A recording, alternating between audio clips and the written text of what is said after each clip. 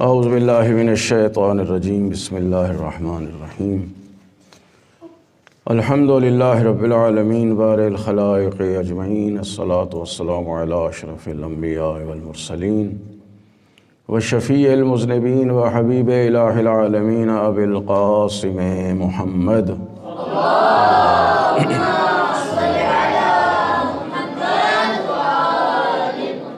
وأهل بيته الطيبين الطاهرين المعصومين المظلومين ولعنة الله على أعدائهم أجمعين أما بعد فقد قال الله الحكيم بسم الله الرحمن الرحيم وأتموا الصيام إلى الليل بآواز بلند صلوات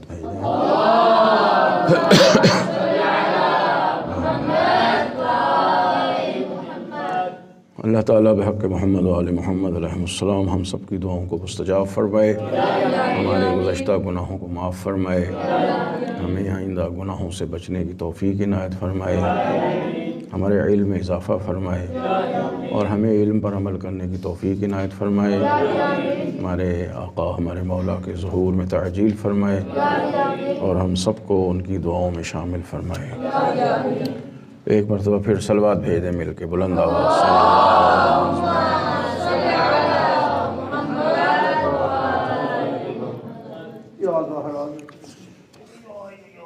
خطبہ شعبانیہ سے چند جملے کہ سرکار دو عالم صلی اللہ علیہ وآلہ وسلم نے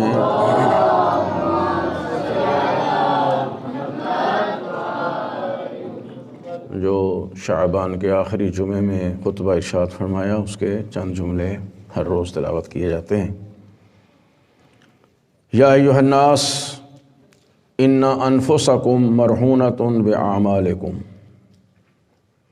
مرہون رہن سے نکلا ہے، کسی چیز کو رہن میں رکھنا، گروی میں رکھنا۔ جس چیز کو گروی رکھا جائے گا اسے مرہون کہتے ہیں۔ ان انفسکم مرہونۃ باعمالکم، تمہارے نفس تمہارے اعمال میں پھنسے ہوئے ہیں، تمہاری جانیں، تمہارے نفوس، تمہاری زندگی تمہارے اعمال کے بدلے میں گروی رکھے ہوئے ہیں۔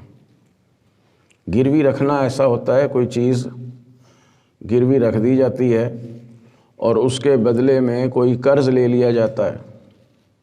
مثلا کوئی اپنا مکان، کوئی دکان، کوئی زمین، کوئی زیورات کسی کے پاس گروی رکھ دیتے ہیں، بینک میں گروی رکھتے ہیں، پلج کرا دیتے ہیں اور اس کے بدلے میں قرض لے لیا جاتا ہے۔ پھر وہ انسان قرض ادا کرتا ہے تو اپنا جو مکان یا دکان جو کچھ بھی ہے وہ اس رہن کو چھڑوا لیتا ہے۔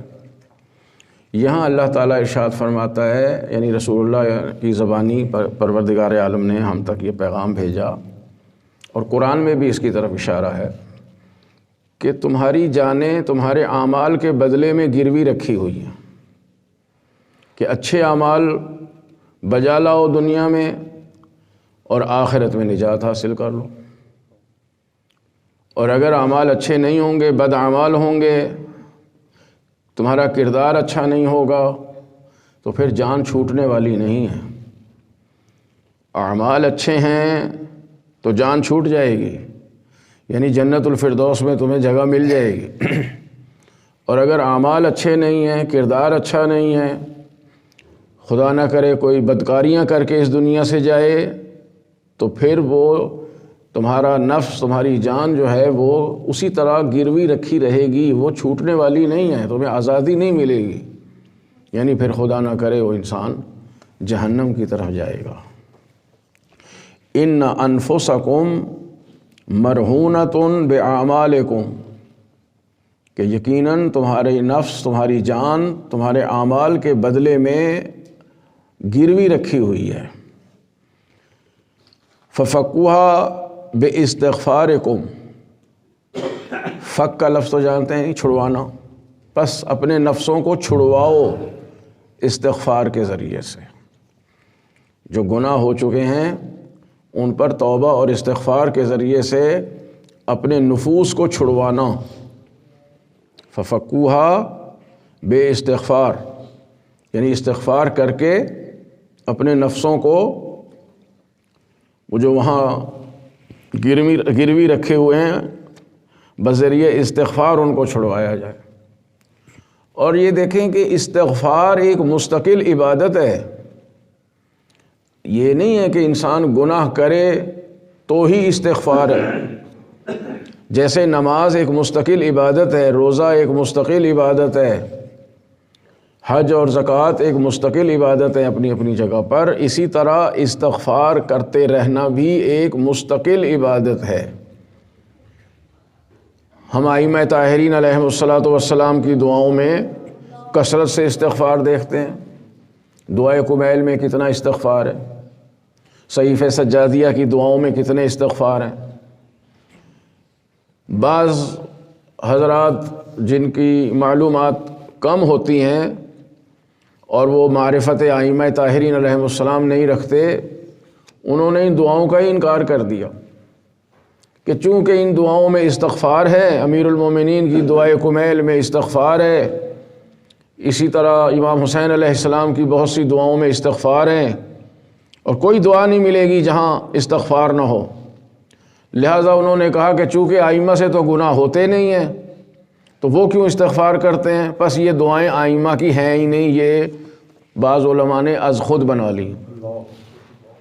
حالانکہ ایسا نہیں ہے، یہ دعائیں ائمہ طاہرین سے منقول و معصور ہیں، اور جو کتابیں غیبت صغریٰ میں لکھی گئی ہیں یا جو اصحاب ائمہ سے یہ چیزیں ہم تک منتقل ہوئی ہیں تو انہوں نے براہ راست منتقل کیا ہے۔ ائمہ علیہم السلام کا استغفار گناہوں کی وجہ سے نہیں ہے۔ ہم تو چلو گناہ کرتے ہیں، ہم سے گناہ ہو جاتے ہیں تو ہم توبہ کریں گے، استغفار کریں گے، لیکن ائمہ سے گناہ نہیں ہوتے، معصوم ہیں۔ چونکہ استغفار ایک مستقل عبادت ہے، اس لیے ائمہ طاہرین علیہم السلام استغفار کرتے ہیں۔ اور روایات میں آیا ہے، تفاسیر میں بھی ہے کہ کتنی حاجتیں ہیں جو مستقل استغفار کرنے سے حل ہوتی ہیں، کتنی مشکلات ہیں جو استغفار سے حل ہوتی ہیں۔ جیسا کہ وہ مشہور واقعہ کہ امیر المومنین علیہ الصلاۃ والسلام جب کوفے میں تھے تو ایک شخص آیا اور اس نے کہا کہ مولا میرے گناہ بہت ہیں، کوئی عمل بتائیں کہ میرے گناہ معاف ہو جائیں۔ تو آپ نے فرمایا کثرت سے استغفار کیا کر۔ یہ عبداللہ ابن عباس راوی ہیں اس کے۔ پھر ایک شخص آ گیا اسی محفل میں، وہیں مولا تشریف فرمائے کہ ہمارے علاقے میں بارش نہیں ہوتی، آپ دعا فرمائیں کہ بارش ہو جائے۔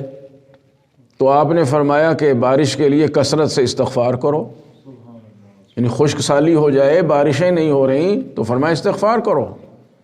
ایک شخص آیا، اس نے کہا کہ مولا میرے پاس غربت بہت ہے اور ہم بہت غریب ہیں، کوئی عمل بتائیں کہ ہماری غربت دور ہو جائے۔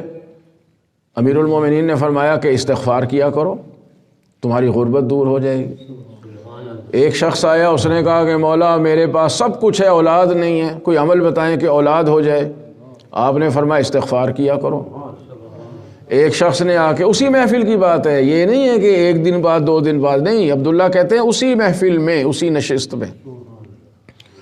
ایک اور شخص نے آ کے کہا کہ ہم نے باغ لگایا ہے، درخت لگائے ہیں اور وہ درخت سوکھ جاتے ہیں، پھلتے پھولتے نہیں ہیں، کوئی عمل بتائیں میرا باغ جو ہے وہ ہرا بھرا ہو جائے۔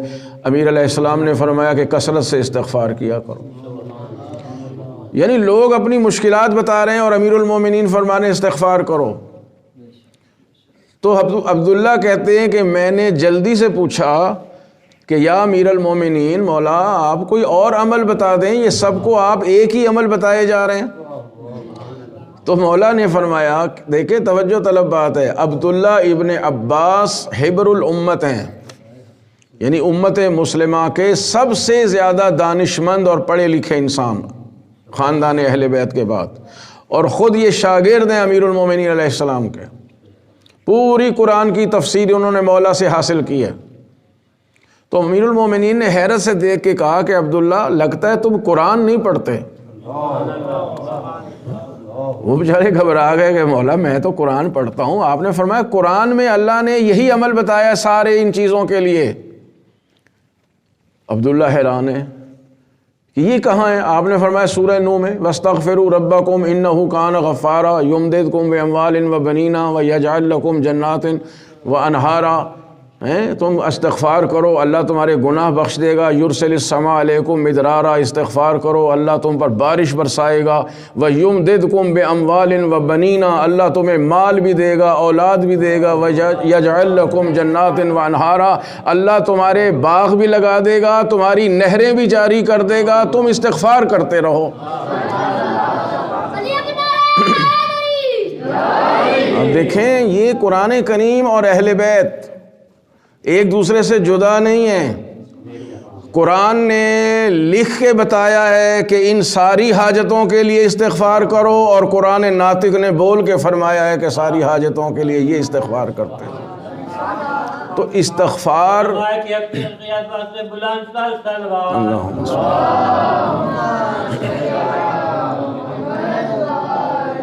تو اب دیکھیں استغفار فقط گناہوں پہ نہیں ہے، گناہوں کے لیے تو یقیناً ہے، لیکن وہ ہم جیسے گناہ گاروں کے لیے۔ اب دیکھیں آج بارشیں برس رہی ہیں نا، ہمارے اعمال ایسے نہیں ہیں کہ ہمارے اوپر بارشیں برسیں۔ ہم سارے لوگ، سارے انسان روئے زمین پر اکثریت انتہائی گناہوں میں مبتلا ہے۔ سابقہ امتوں میں جب گناہ عام ہو جاتے تھے عذاب نازل ہوتے تھے، بارشیں نہیں ہوتی تھی سال ہا سال، گندم غلہ نہیں اگتا تھا سال ہا سال، قوموں کی نسلیں منقطع ہو گئیں۔ لیکن آج ہمارے گناہ بے تحاشا ہیں، مگر اللہ بارش بھی برسا رہا ہے، زمین سے فصلیں بھی اگ رہی ہیں، نسلیں بھی چل رہی ہیں، سب کام چل رہے ہیں۔ کیوں؟ اس لیے کہ کوئی ہے جو پردہ غیبت میں بیٹھا استغفار کر رہا ہے۔ یہ ان کے استغفار کی وجہ سے اللہ تعالیٰ کی رحمتیں ہمارے اوپر نازل ہو رہی ہیں۔ صلوات بھیج دیں محمد و آل محمد۔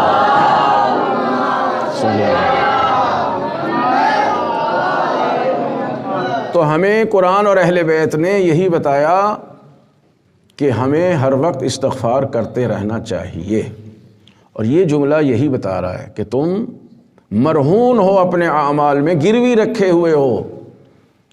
ان انفسکم مرہونۃ باعمالکم، تمہارے نفس، تمہاری جان تمہارے اعمال کے بدلے میں گروی رکھی ہوئی ہے۔ ففکوہا باستغفارکم، اپنے نفسوں کو چھڑواؤ، اپنے آپ کو رہن سے، گروی رکھے جانے سے نکلواؤ، آزاد کراؤ اپنے استغفار کے ذریعے سے۔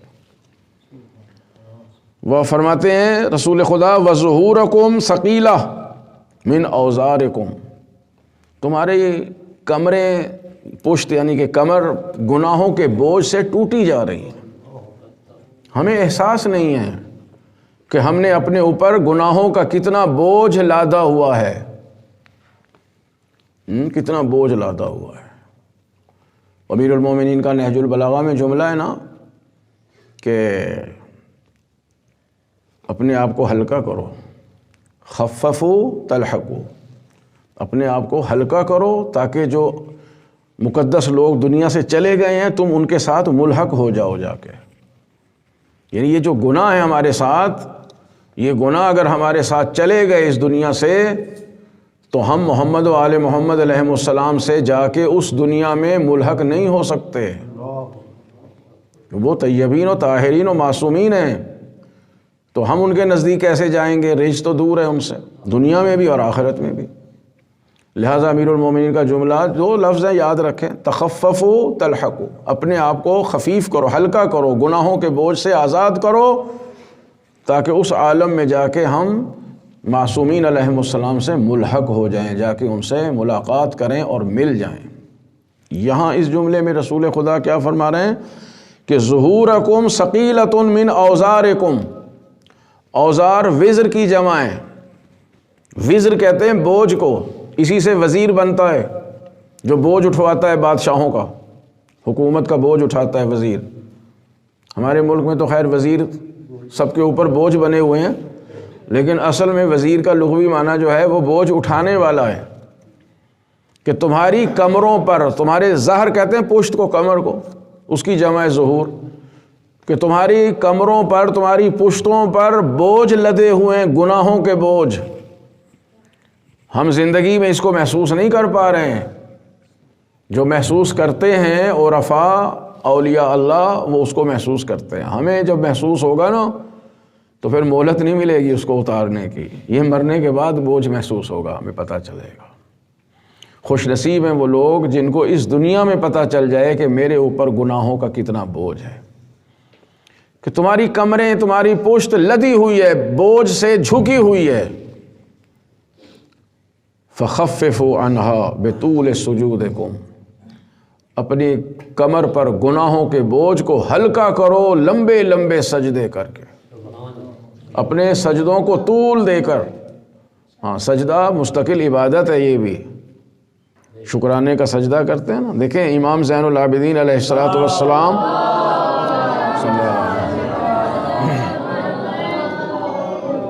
اور باقی ائمہ بھی مستقل عبادت کرتے ہیں، لیکن امام کا خاص لقب کیا ہے؟ سید الساجدین. اتنے سجدے کہ کسی نبی کا اور کسی امام کا، حالانکہ سب سجدے گزار تھے. امیر المومنین سے زیادہ سجدے کون کر سکتا ہے؟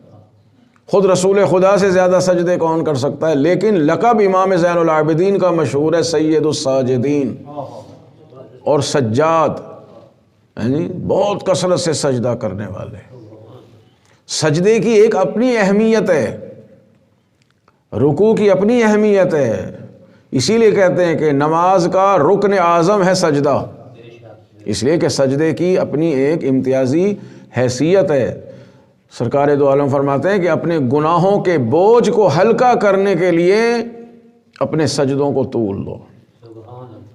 ہم جاتے ہیں سجدے میں فوراً بس پیشانی لگی اور سر اٹھا لیا، جیسے ہوتا ہے ہر عبادت کا ایک رکن ہوتا ہے نا. سجدے کا رکن یہ ہے کہ ایک دفعہ سر سجدہ گاہ پہ لگ جائے، بس یہ سجدہ تو ہو جائے گا، رکن ادا ہو جائے گا. لیکن جو سجدے کی شان ہے وہ ہے طولانی سجدہ، کہ جب انسان، البتہ جماعت میں نہیں ایسا ہو سکتا، جب فرادہ نماز پڑھ رہا ہے انسان تو اپنے سجدوں کو طول دے، خصوصاً اس مقام پہ جہاں خدا کے علاوہ کوئی دیکھنے والا نہ ہو. لوگوں کے سامنے، مسجدوں میں ہیں جی، جہاں بہت سے لوگ جمع ہوں، السلام علیکم، وہاں لمبے لمبے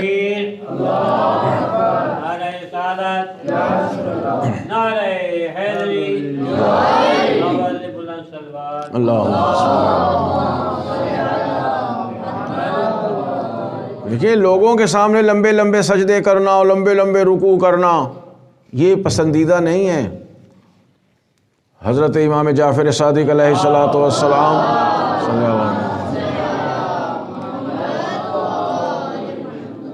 ہر چیز کی روح کو سمجھنا چاہیے. امام فرماتے ہیں کہ کسی کی نیکی کو، کسی کے متقی ہونے کو، کسی کے پرہیزگار ہونے کو لمبے لمبے سجدوں اور لمبے لمبے رکوع سے نہیں پہچانا جا سکتا ہو کہ جی فلاں بندہ بڑا نیک ہے، بڑا متقی پرہیزگار ہے. کیوں کہ جی وہ آدھا گھنٹہ ایک ہی سجدے میں پڑا رہتا ہے. انہیں اس سے نہیں پہچانا جا سکتا. یعنی اگر لوگ مجھے دیکھیں کہ میں ایک بڑا لمبا سجدہ ادا کر رہا ہوں تو اس سے میرے متقی یا پرہیزگار یا نیک ہونے کا فیصلہ نہیں کیا جا سکتا. امیر المومنین فرماتے ہیں، امام صادق علیہ السلام فرماتے ہیں کہ تم یہ دیکھو وہ لوگوں کے ساتھ لین دین میں کیسا ہے، دوسروں کے ساتھ جو معاملات کرتا ہے، لین دین کرتا ہے، جیسے خرید و فروخت کرتا ہے اور معاملات کرتا ہے. لوگوں کے ساتھ معاملات میں اگر کوئی نیک ہے تو وہ خدا کی بارگاہ میں نیک انسان شمار ہوگا. لمبے لمبے سجدے تو میں دکھاوے کے لیے بھی کر سکتا ہوں، سارے آپ مجھے سمجھیں بڑا نیک آدمی ہے، بڑا متقی ہے، میں آدھا گھنٹہ ایک ہی سجدے میں گزار دوں، اس سے نہیں پتہ چلتا. ہاں اگر بالکل تنہا ہوں، خدا بند عالم کے علاوہ کوئی دیکھنے والا نہیں ہے، آدھی رات ہے، تہجد کی توفیق حاصل ہو گئی، وہاں میں لمبے لمبے سجدے کر رہا ہوں خالص خدا کی خوشنودی کے لیے، وہ ہے تقوی کی علامت. سرکار اسی کی طرف اشارہ فرما رہے ہیں کہ تمہارے پشت پر، تمہاری کمروں پر اوزار ہے، بوجھ لدے ہوئے ہیں، تمہاری کمروں پر گناہوں کے بوجھ ہیں. ظہورکم ثقیلۃ من اوزارکم، تمہاری کمر جھکی ہوئی ہے، دبے ہوئے ہو تم گناہوں کے بوجھ کے تلے، فخففوا عنہا بطول سجودکم، ان گناہوں کے بوجھ کو ہلکا کرو لمبے لمبے سجدے کرنے کے سبب سے، تنہائی میں یعنی۔ اور یہ ماہ رمضان بہترین موقع ہے۔ پہلے دن وہ پڑھا تھا نا کہ سونا بھی عبادت ہے، اس میں نومکم فیہ عبادہ، سونا عبادت ہے، تو اگر سونا اس مہینے میں عبادت ہے تو جاگنا کتنی بڑی عبادت ہے، اور جاگ کے بھی خداوند عالم کی اطاعت کی جائے۔ پھر آگے فرماتے ہیں وَاعْلَمُوا أَنَّ اللَّهَ تَعَالَى أَقْسَمَ بِعِزَّتِهِ، جان لو کہ اللہ نے اپنی عزت کی قسم کھائی ہے۔ کون سمجھے اس بات کو؟ ہم کہاں سمجھ سکتے ہیں؟ تو رسول خدا سمجھیں یا امیر المومنین اور ائمہ طاہرین سمجھیں کہ خدا اپنی عزت کی جب قسم کھائے تو اس کی کیا اہمیت ہوگی۔ ان اللہ تعالی اقسم بعزتہ ان لا يعذب المصلین والساجدین، اللہ نے اپنی عزت کی قسم کھائی ہے کہ نماز گزار اور سجدہ گزاروں کو عذاب نہیں کرے گا۔ سمجھ رہے ہیں کس چیز کی اہمیت ہے؟ نماز کی، سجدے کی، کہ اللہ تعالیٰ نے اپنی عزت کی قسم کھائی ہے کہ ان لا يعذب، کہ اللہ عذاب نہیں کرے گا المصلین والساجدین، نماز پڑھنے والوں اور سجدہ کرنے والوں کو عذاب نہیں کرے گا۔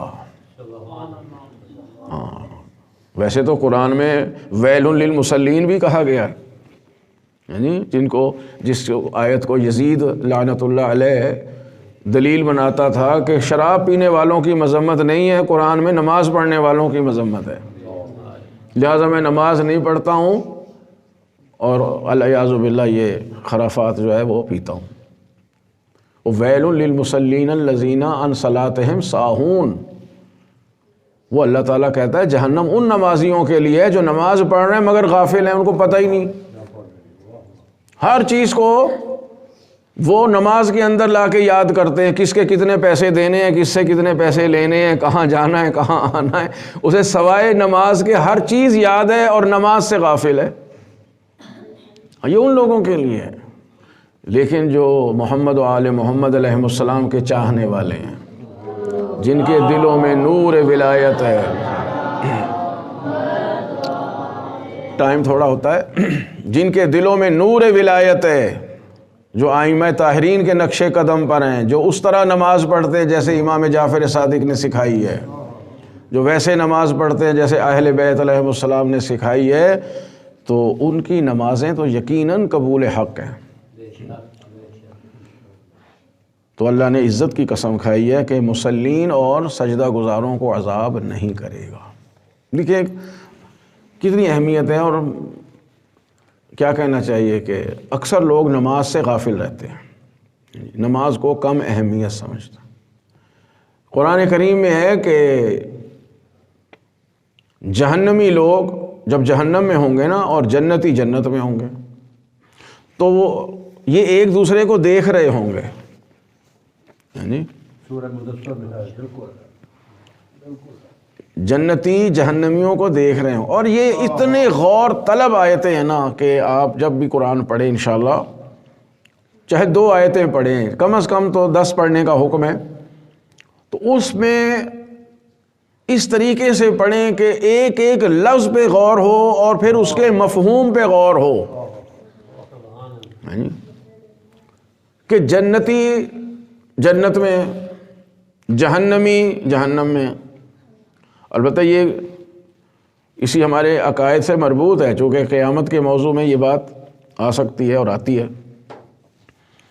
اب جنتی جہنمیوں کو دیکھ رہے ہیں اور جہنمی جنتیوں کو دیکھ رہے ہیں، ایسے سمجھ لیں کہ درمیان میں ایک شیشہ ہے، اور وہ شیشہ ایسا ہے جو جلتا نہیں ہے، ٹوٹتا نہیں ہے، یا یہ سمجھ لیں کہ جیسے آج کل تو سمجھنا ان چیزوں کو آسان ہے نا، واٹس ایپ پہ باتیں ہو رہی ہیں، ویڈیو کال ہو رہی ہے، ادھر جنتی ہیں ادھر جہنمی ہیں، درمیان میں فرض کر لیں شیشہ لگا ہوا ہے یا انہوں نے واٹس ایپ کھولا ہوا ہے اور وہ جہنمیوں کو واٹس ایپ پہ دیکھ رہے ہیں، اس سے باتیں ہو رہی ہیں۔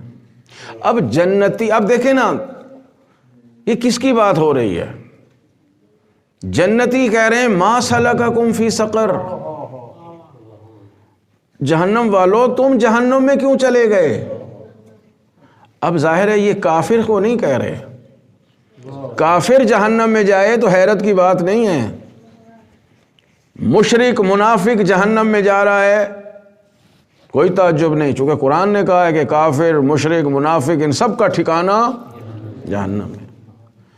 یعنی حیرت اس بات پر ہو رہی ہے جنتیوں کو کہ یہ جو جہنم میں ہمارے جانے پہچانے لوگ پھر رہے ہیں ان کو ہمارے ساتھ ہونا چاہیے تھا۔ ما سلککم فی سقر، وہ کیوں تم چلے گئے جہنم میں، وجہ کیا بنی کہ تم جہنم میں چلے گئے؟ اب انہوں نے جواب دیا ہے۔ اور یہ بھی یاد رکھیں کہ جہنمیوں سے جگہ جگہ بیریئر لگے ہوئے ہوں گے نا، رکاوٹیں، جہنم تک جگہ جگہ رکاوٹیں، فرشتے کھڑے جیسے یہاں پولیس والے ناکے لگا کے کھڑے ہو جاتے ہیں۔ اور یاد رکھیں یہ تو رشوت لے کے چھوڑ دیتے ہیں، لیکن وہ فرشتے جو وہاں بیریئر لگا کے کھڑے ہیں نا وہ کچھ بھی لینے دینے کو تیار نہیں ہے۔ جگہ جگہ ملائکہ پوچھیں گے کیوں جا رہے ہو جہنم میں، وجہ کیا ہے جہنم میں جانے کی؟ ساری آیتیں آپ کے سامنے ہیں، خوب غور سے پڑھا کریں۔ جنتیوں سے کوئی نہیں پوچھے گا کیوں جا رہے ہو جنت میں، وہاں تو جو بھی ملے گا فرشتہ سلام کرے گا، قالوا سلاما قالوا سلاما قالوا سلاما، جنتیوں کو ہر جگہ پہ سلوٹ مارے جا رہے ہوں گے، سلامی دی جا رہی ہوگی اور دعوت دیں گے آئیے یہی آپ کا گھر ہے، یہی آپ کا ٹھکانہ ہے، اسی کا اللہ نے وعدہ کیا تھا۔ لیکن جہنمیوں سے جگہ جگہ باز پرس ہوگی، کہیں شناختی کارڈ چیک ہو رہا ہے، کہیں پاسپورٹ چیک ہو رہا ہے، کہیں ویزا چیک ہو رہا ہے، کیوں جا رہے ہو کیوں جا رہے ہو، وجہ کیا ہے؟ کیا ڈرانے والے نہیں آئے تھے؟ توجہ کریں، کیا عذاب سے ڈرانے والے نہیں آئے تھے؟ کیا یہ بتانے نہیں آئے تھے کہ کیا کرو گے تو جہنم میں جاؤ گے؟ جگہ جگہ پوچھا جائے گا اور بندہ خود بتائے گا کہ میرا حق بنتا تھا کہ میں جہنم میں جاؤں۔ اللہ تعالیٰ کوئی بھی شے اپنے ذمہ نہیں لیتا، یہ یاد رکھیں۔ ہم مرتے ہیں نا تو اللہ ہمارے مرنے کی وجہ بھی اپنے ذمہ نہیں لیتا، ہاں ہم مرتے بھی اپنے خود وجہ سے، اپنے ہاتھوں سے خود مرتے ہیں۔ تو جہنم میں بھی انسان جا رہا ہے تو اپنی وجہ سے جا رہا ہے، تو وہاں پوچھا جا رہا ہے، جنتی پوچھ رہے ہیں بھائی تم وہاں کیوں چلے گئے؟ ما سلککم فی سقر، کون سی چیز تمہیں جہنم میں لے گئی؟ تمہیں ادھر ہونا چاہیے تھا جنت میں۔ قالوا لم نک من المصلین، چار جواب دیں گے جہنمی کے جس کی وجہ سے ہم جہنم میں گئے۔ ان میں پہلا جواب یہ ہے کہ لم نک من المصلین، ہم نماز نہیں پڑھا کرتے تھے۔ بعض جو شیلے یہاں کہہ دیتے ہیں جی نماز کی کیا ضرورت ہے، نماز کی کیا ضرورت ہے، بس ہم مومن بن گئے، ایمان لے آئے ہیں۔ بھائی ایمان تو لے آئے، اس ایمان کا اظہار کیسے ہوگا؟ ایمان کا پتہ کیسے چلے گا؟ ایمان کا پتہ ہمیشہ اعمال سے چلتا ہے۔ کوئی بندہ آ کے آپ کے سامنے کھڑا ہو جائے، کوئی آدمی جس کو آپ نہیں جانتے، آپ نہیں بتا سکتے کہ اس کا عقیدہ کیا ہے۔ عقیدہ دل میں ہوتا ہے، ہاں اگر وہ آ کے آپ کے ساتھ نماز پڑھ رہا ہے تو پتہ چل جائے گا اس کا عقیدہ کیا ہے۔ آپ کے ساتھ مجلس میں آ جاتا ہے، آپ کے ساتھ روزہ رکھتا ہے، آپ کے ساتھ روزہ کھولتا ہے، آپ کے ساتھ حج کرتا ہے، اعمال کے ذریعے سے پتہ چلتا ہے کہ اس بندے کا کس چیز پر ایمان ہے، کیا عقیدہ ہے اس انسان کا۔ تو جواب دے رہے ہیں لم نکو من المصلین، ہم نماز نہیں پڑھتے تھے۔ یہ چار جواب ہیں، بہرحال چونکہ اب موضوع یہ نہیں ہے، آخر میں شاید اس کی طرف اشارہ ہو جائے۔ پہلی بات یہ کہ ہم نماز نہیں پڑھتے تھے، اور یہاں سرکار دو عالم فرما رہے ہیں کہ اللہ نے اپنی عزت کی قسم کھائی ہے ان لا يعذب المصلین والساجدین، کہ میں نماز پڑھنے والوں اور سجدہ کرنے والوں کو عذاب نہیں کروں گا۔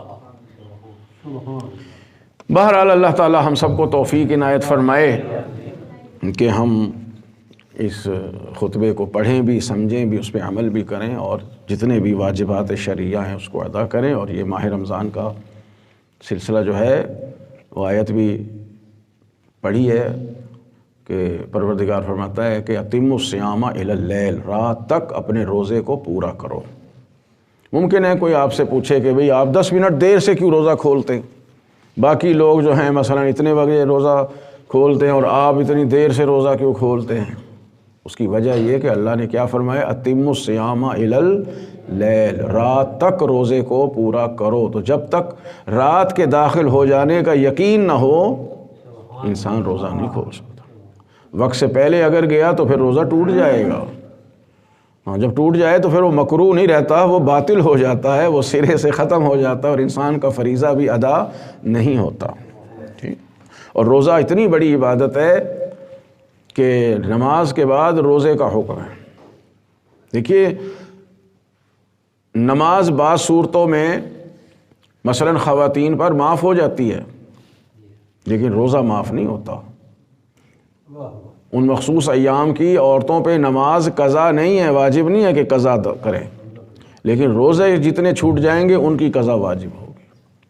اور پھر شرعی مسئلہ ہے، ہمارے تمام فقہا نے لکھا ہے، جو علماء پڑھتے ہیں پڑھ چکے ہیں وہ بھی جانتے ہیں کہ ایک دن اگر انسان جان بوجھ کے روزہ چھوڑ دے، رکھ سکتا ہے، ماشاءاللہ صحت مند ہے، سفر میں بھی نہیں ہے، کوئی پریشانی نہیں ہے، روزہ رکھ سکتا ہے، اور نہ رکھے تو اگر اسلامی حکومت ہو اور وہ پکڑا جائے کہ اس نے آج روزہ نہیں رکھا حالانکہ رکھ سکتا تھا، تو 25 کوڑے سزا ہے۔ اب چونکہ اسلامی حکومت نہیں ہے تو ہم سب بچے ہوئے ہیں، لیکن امام زمان آ جائیں اور حکومت اسلامی قائم ہو جائے تو روزہ خور کی 25 کوڑے اس کی تعزیر ہے۔ اگلے دن پھر نہیں رکھا تو پھر اس کے 25 کوڑے اس کے، تیسرے دن پھر نہیں رکھا 25 کوڑے اس کے۔ بعض کہتے ہیں ایک دن نہ رکھے 25 کوڑے، 2 دن نہ رکھے پھر 50 کوڑے، 3 دن نہ رکھے 75 کوڑے، تقریباً بات وہی بن جاتی۔ تیسرے دن فرماتے ہیں اس کو قتل کر دیا جائے۔ 3 دن اگر روزے نہیں رکھے، فقہا کہتے ہیں اس کو قتل کر دیا جائے، اور پہلے کوڑے مارے جائیں پھر قتل کیا جائے۔ اور بعض علماء پھر احتیاط کرتے ہیں کہ نہیں تیسرے دن نہیں، ایک دن کی اور رعایت دے دو، 4 دن اگر روزہ نہ رکھے تو پھر چوتھے دن اس کو قتل کیا جائے۔ اتنی بڑی عبادت ہے یہ روزہ رکھنا، اور ظاہر ہے کہ پھر اتنا ہی اس کا اجر اور ثواب ہے۔ اور یہ سب خداوند عالم ان چیزوں سے بے نیاز ہے، وہ صمد ہے، ان سب چیزوں کا جو اجر اور ثواب ہے وہ خود ہماری طرف عائد ہوتا ہے۔ صلوات بھیج دیں محمد علیہ۔ توحید کے سلسلے میں، اور میں بڑی مختصر اس کو جو ہے نا سمیٹ رہا ہوں کہ ان دنوں میں جتنے بھی 5 اصول ہیں اس پر تھوڑی تھوڑی گفتگو ہو جائے۔ توحید کی عرض کیا تھا 4 قسمیں ہیں، توحید ذات، توحید صفات، توحید افعال، توحید عبادت، کہ اور بھی اس کی بہت سی قسمیں، لیکن یہ 4 اہم اس کے جو ہیں عنوانات ہیں۔ توحید ذات پہ مختصراً گفتگو ہو گئی ہے۔ توحید صفات یہ ہے کہ اللہ تعالیٰ اپنی تمام صفات میں وحدہ لا شریک ہے، اور اس کی جو بھی صفت ہے وہ اس کی عین ذات ہے۔ انسان میں بھی صفات ہوتی ہیں، ہمارے پاس جتنی صفتیں ہیں وہ عین ذات نہیں ہیں۔ عین ذات کا معنی یہ ہے کہ ہماری ذات اور ہے، ہماری صفت اور ہے۔ اسے کہا جاتا ہے کہ صفات زائد بر ذات، یعنی صفات جو ہیں یہ ذات پر زائد ہیں، صفات ذات کے علاوہ ہیں۔ اس کو یوں سمجھیں، قرآن کریم میں پروردگار فرماتا ہے کہ واللہ اخرجکم من بطون امہاتکم لا تعلمون شیئا، تمہیں جب اللہ نے پیدا کیا ماؤں سے تو تم کچھ بھی نہیں جانتے تھے، لا تعلمون شیئا، ہم کچھ نہیں جانتے تھے، ٹھیک ہے۔ ثم جعل لکم السمع والابصار والافئدہ، پھر، اور جو لوگ نحو جانتے ہیں ان کو پتہ ہے کہ ثم جو ہے وہ کچھ وقفے کے بعد جو کام ہوتا ہے اس کو ظاہر کرنے کے لیے آتا ہے، یعنی کچھ وقفے کے بعد تمہیں سماعت دی، تم سننے لگے، تو ایک صفت پیدا ہو گئی سننے کی۔ والابصار، پھر تمہارے اندر دیکھنے کی طاقت پیدا ہو گئی، دیکھنے کی صفت پیدا ہو گئی، بصارت آ گئی۔ چھوٹا بچہ آپ نے دیکھا جب پیدا ہوا ہے تو وہ اس کے کان کوئی خاص آواز سنتے نہیں ہیں، اس کی آنکھوں جو ہے نا وہ آنکھیں کہیں ٹکتی نہیں ہے کہ کسی چیز کو وہ جو بینائی ٹکے گی تو پہچانے گا نا یہ کیا چیز ہے، تو اس میں کچھ وقت لگتا ہے۔ ثم جعل لکم السمع والابصار، یعنی کچھ وقفے کے بعد تمہارے کان کام کرنا شروع کر دیتے ہیں، تم سننے لگتے ہو۔ ہمارے اندر ایک صفت پیدا ہو جاتی ہے کہ ہم ہو گئے سمیع، سننے والے۔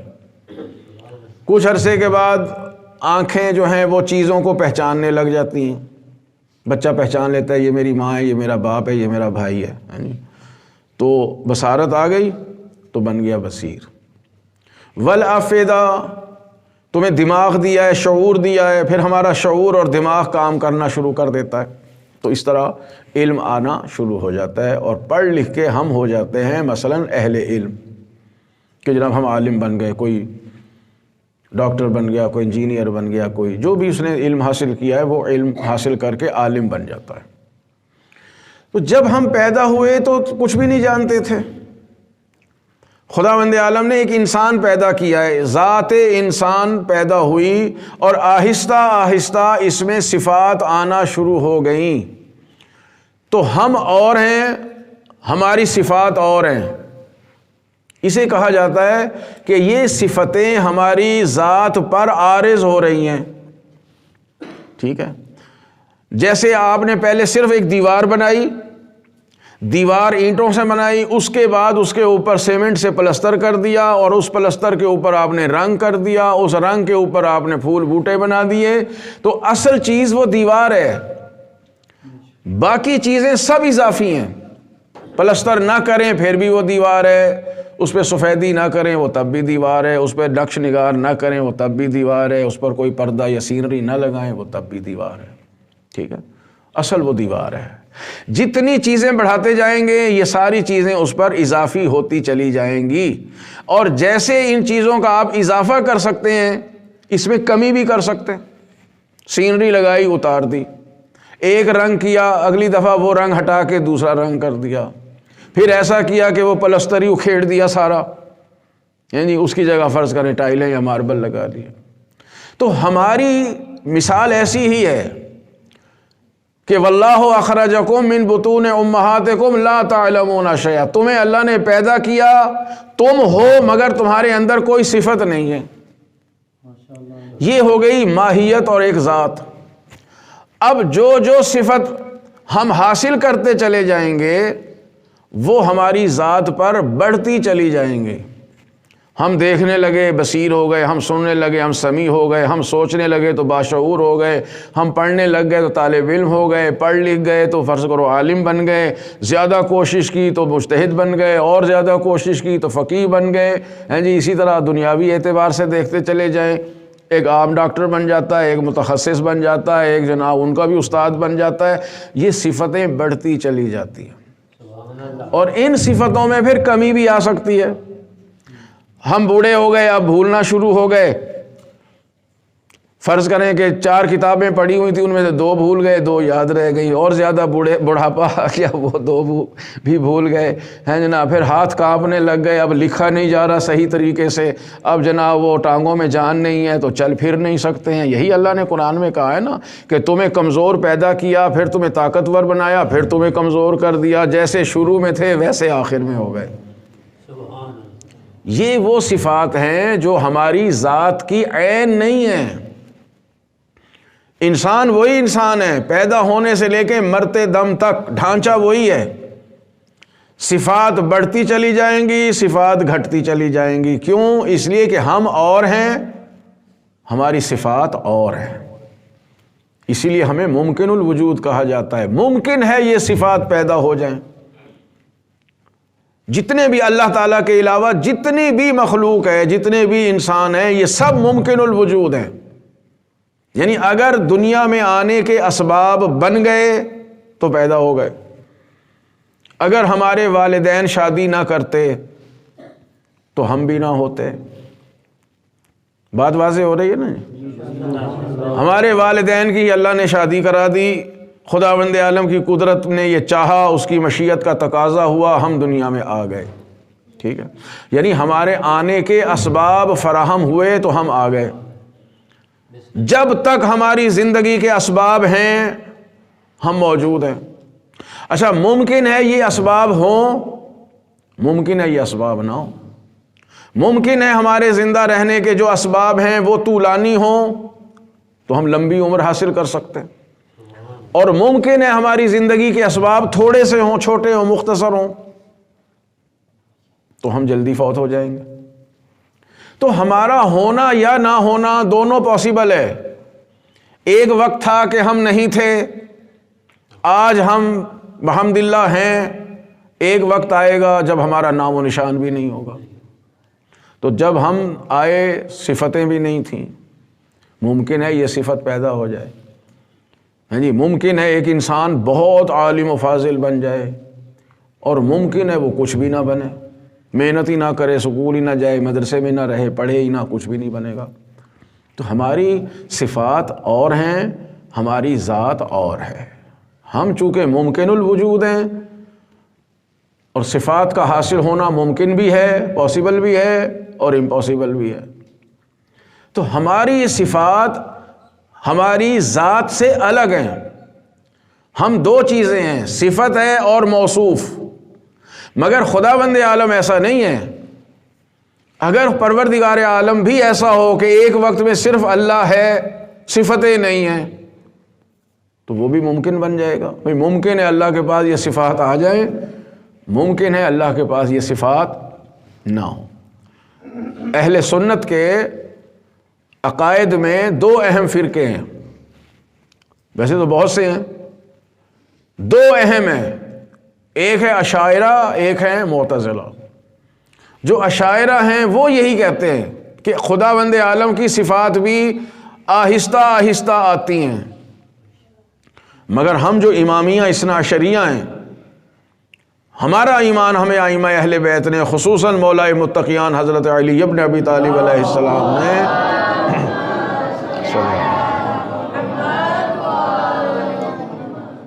اور اس کے لیے آپ یقیناً کم از کم نہج البلاغہ کا جو پہلا خطبہ ہے وہی پڑھ لیں، اسی سے پتہ چل رہا ہے. انہوں نے ہمیں یہ بتایا، اور معتزلہ نے بھی اسی بات کو اختیار کیا ہے کہ اللہ کی صفات بھی عین ذات ہیں. کیونکہ اگر صفت کو اور ذات کو الگ الگ مانیں گے تو دو چیزیں لازم آئیں گی، پھر توحید نہیں رہے گی.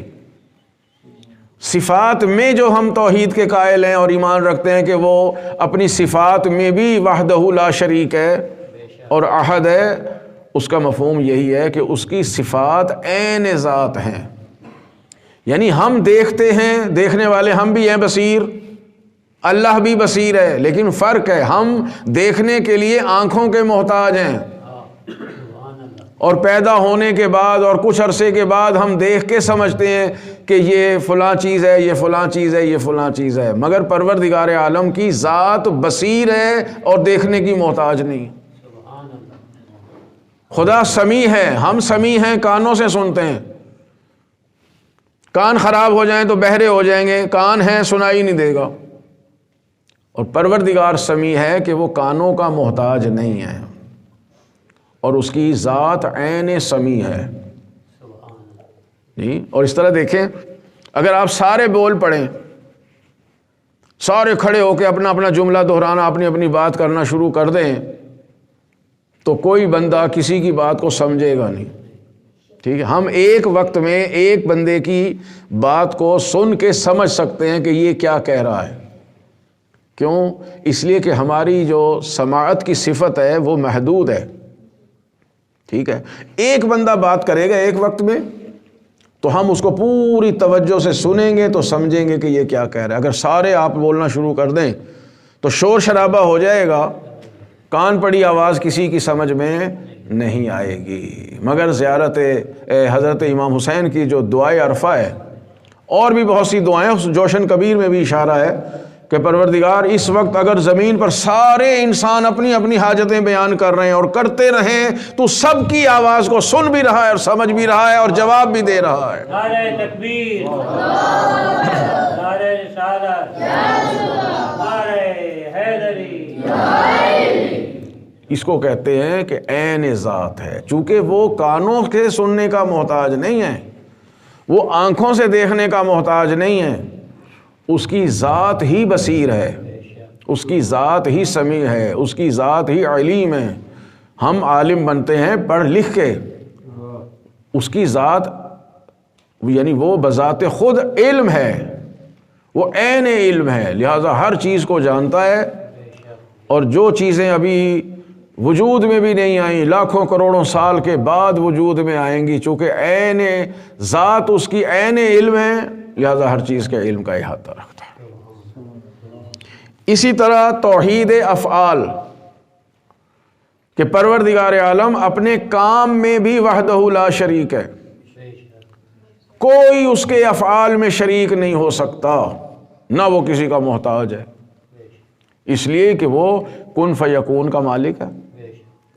اور یہ کن فیکون بھی ہمیں سمجھانے کے لیے ہے کہ اللہ کن کہتا ہے فیکون اور وہ چیز ہو جاتی ہے، وہ کن کہنے کا محتاج نہیں ہے، یعنی ادھر اس کی مشیت کا تقاضا ہوتا ہے کہ یہ چیز ہو اور وہ ہو جاتی ہے، بس یہ باقی ہمیں باقی سمجھانے والی بات۔ اب نہ وہ کسی کے مشورے کا محتاج ہے کہ پہلے کسی سے مشورہ کرے، بھائی میں یہ کام کرنا چاہتا ہوں، ہاں جی، ہم کوئی کام کریں اور اگر مشورے کے بغیر کریں گے تو غلط ہو جائے گا، اور معاف کرنا اگر اللہ کسی سے مشورہ کر کے کرے تو غلط ہو جائے گا۔ میں معذرت کے ساتھ کہہ رہا ہوں یہ جملہ، پروردگار مشوروں کا محتاج نہیں ہے، خداوند عالم کے افعال میں کوئی اس کا شریک نہیں ہے۔ جیسے میں نے وہ بڑھیا کی مثال دی تھی نا کہ اس نے کہا میں اکیلی چرخہ چلاتی ہوں تو صحیح چلتا، یہی توحید افعال پر دلیل ہے کہ پوری کائنات بالکل منظم طریقے سے چل رہی ہے، موسموں کی تبدیلی، رات اور دن کی تبدیلی، مہینے اور سال آ رہے ہیں جا رہے ہیں، زمینوں سے فصلیں اگ رہی ہیں، باغات جو ہے نا وہ پھل دے رہے ہیں، بالکل اپنے ایک سسٹم کے تحت پوری کائنات کا نظام چل رہا ہے، اس لیے کہ اسی وحدہ لا شریک کا حکم جو ہے وہ ہر چیز میں جاری و ساری ہے۔ وہ اپنے افعال میں بھی کسی کا نہ محتاج ہے، نہ اسے ضرورت ہے، نہ کسی کو شریک کرتا ہے، نہ کوئی اس کے افعال میں شریک ہو سکتا ہے۔ دیکھیے شرک کیسے کوئی شریک ہوگا اس کا؟ کوئی تصور ہے؟ آپ منطق میں پڑھتے ہیں جی ممتنع الوجود، تین قسم کے وجود پڑھتے ہیں نا، اصل میں تو دو ہی ہیں، واجب الوجود خدا، ممکن الوجود پوری کائنات۔ بچوں کو سمجھانے کے لیے ایک تیسرا وجود بھی بتایا جاتا ہے، ممتنع الوجود، کہ جو وجود میں شے آ ہی نہیں سکتی، نہیں آتی کی بات نہیں ہے، وہ وجود میں آ ہی نہیں سکتا، ممتنع ہے، بالکل پروہیبٹڈ ہے، ممنوع ہے۔ اور وہاں ایک ہی مثال دی جاتی ہے، اللہ کا شریک، کہ شریک باری پروردگار عالم کا شریک کا وجود ہی ممتنع ہے، یعنی کوئی اللہ کا شریک بن ہی نہیں سکتا۔ اور اس کی دلیل وہی سورہ اخلاص ہے، کوئی احد نہیں ہے، کوئی صمد نہیں ہے، کوئی لم یلد نہیں ہے، کوئی لم یولد نہیں ہے، کوئی لم یکن لہ کفوا احد نہیں ہے۔ جب یہ ایسا ہے ہی نہیں تو وہ اللہ کا شریک کیسے بن جائے؟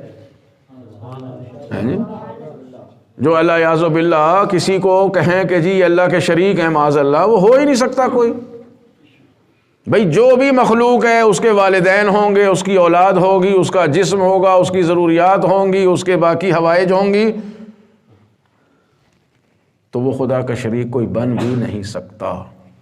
تو جب کوئی شریک ہے ہی نہیں تو ہمیں اتنا شرک سے روکا کیوں گیا ہے؟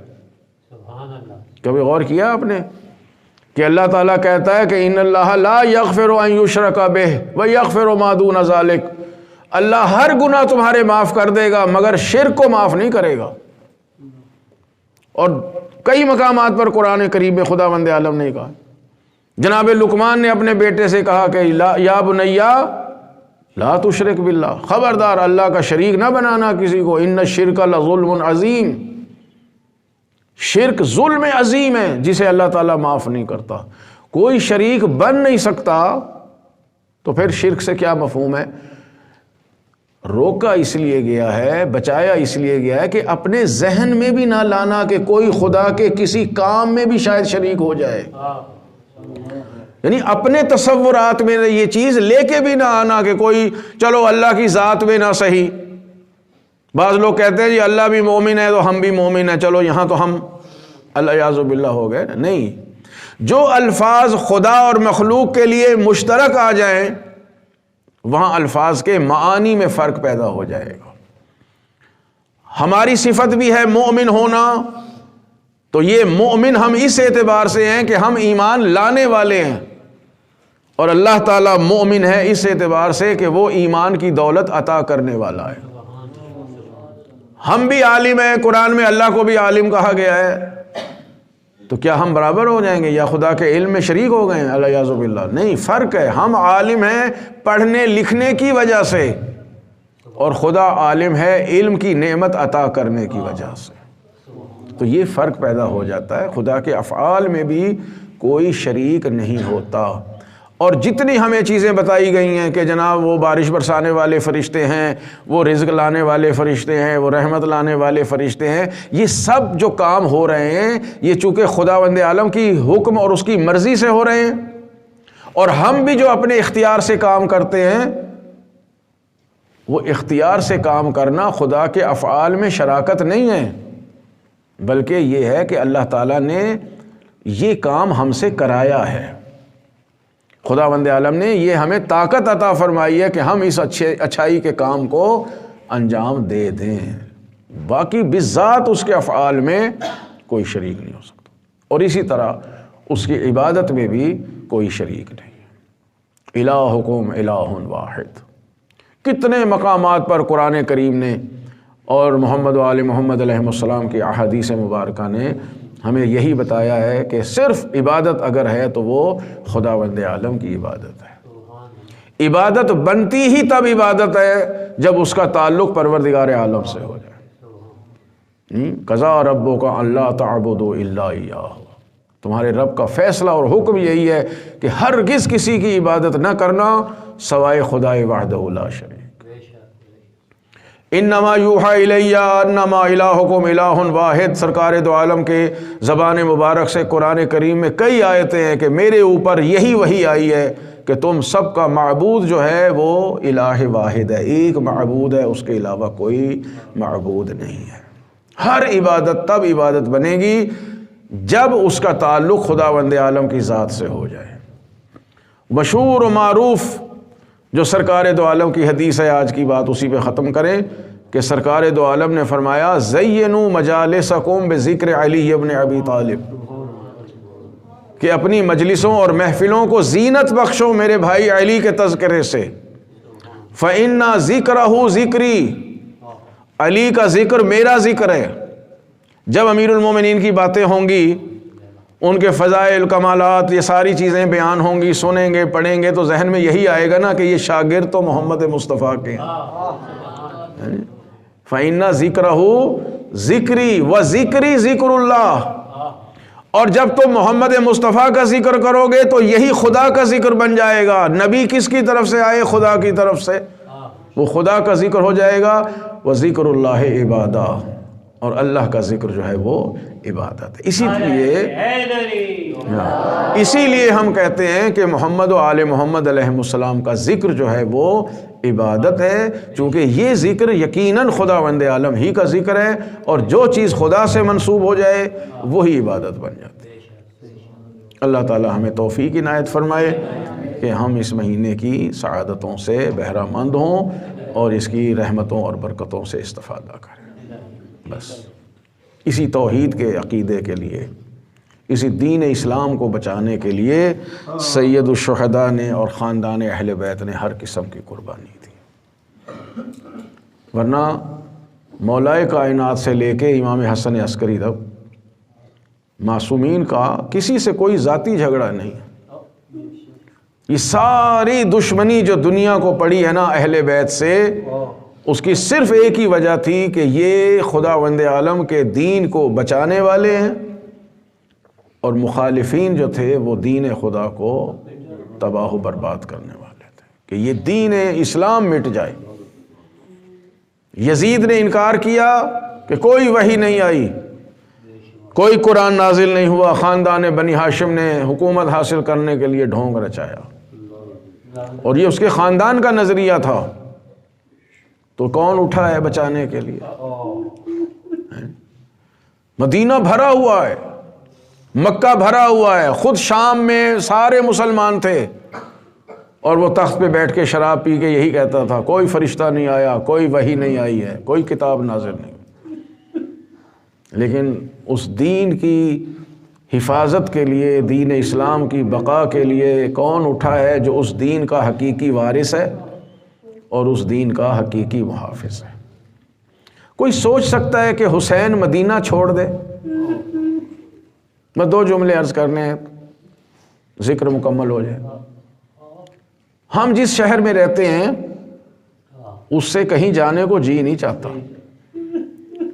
اور پھر مدینہ منورہ ہو، مدینہ الرسول ہو، اور حسین ابن علی ہو۔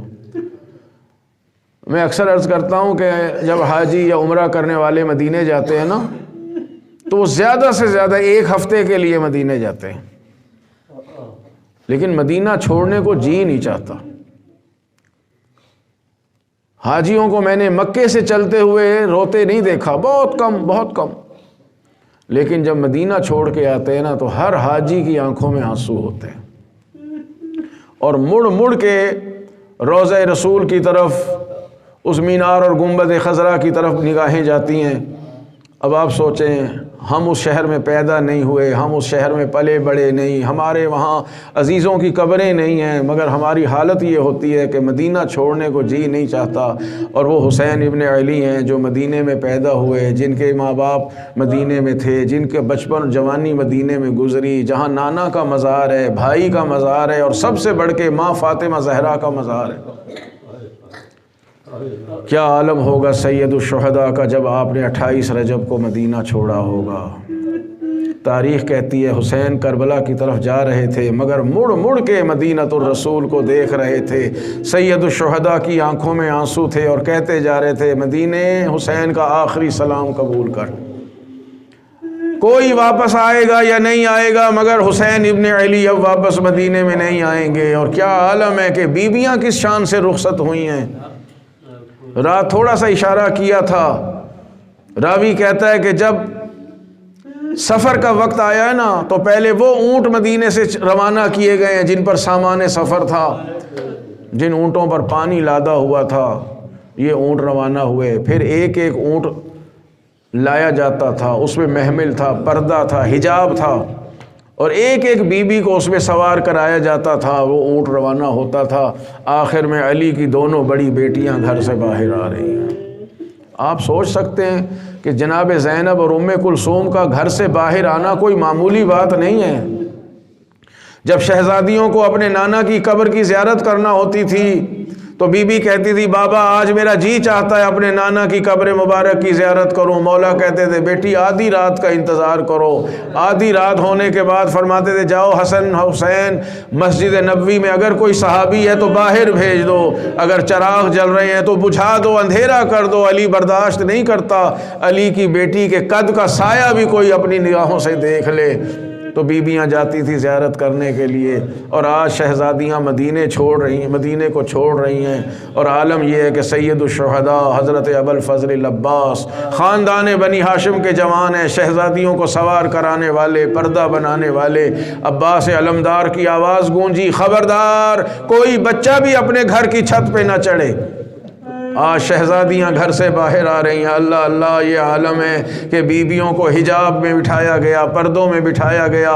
میرا جی کہتا ہے یقیناً جناب زینب نے سامنے نانا کی قبر تھی، دیکھ کے کہا ہوگا نانا یہ شہر مدینہ ہے اور میرے بھائی مجھے عزت اور احترام سے لے کر جا رہے ہیں۔ اب ذرا 11 محرم کو آ کے مدینے سے کربلا میں آ کے دیکھنا میں کس طرح سوار ہوں گی، ہمارے سروں پر ردا نہیں ہوگی، ہمارے ہاتھ پسے گردن بندھے ہوں گے، اور کوئی جوان ہمیں سوار کرانے والا نہیں ہوگا۔ پروردگار ہمارے اس قلیل سے توسل کو قبول فرما اور اس ذکر کو ہماری آخرت کا ذخیرہ قرار دے۔ محمد و آل محمد کے طفیل ہمارے گناہوں کو معاف فرما، ہمیں زیادہ سے زیادہ استغفار کرنے کی توفیق عنایت فرما۔ پروردگار ہمیں اس مہینے میں زیادہ سے زیادہ عبادت کرنے کی توفیق عنایت فرما۔ پروردگار ہماری حوائج شرعیہ کو پورا فرما، ہم سب کے مرحومین کی مغفرت فرما، بیماروں کو صحت عطا فرما، جو مقروض ہیں ان کے قرض ادا فرما، جو پریشان ہیں ان کی پریشانیوں کو دور فرما، ہمارے آقا ہمارے مولا کے ظہور پرنور میں تعجیل فرما اور ان کی دعاؤں میں ہمیں شامل فرما۔ ربنا تقبل منا انک انت السمیع العلیم، آمین یا رب العالمین، بحق محمد و آلہ المعصومین، رحم اللہ من یقرأ الفاتحہ۔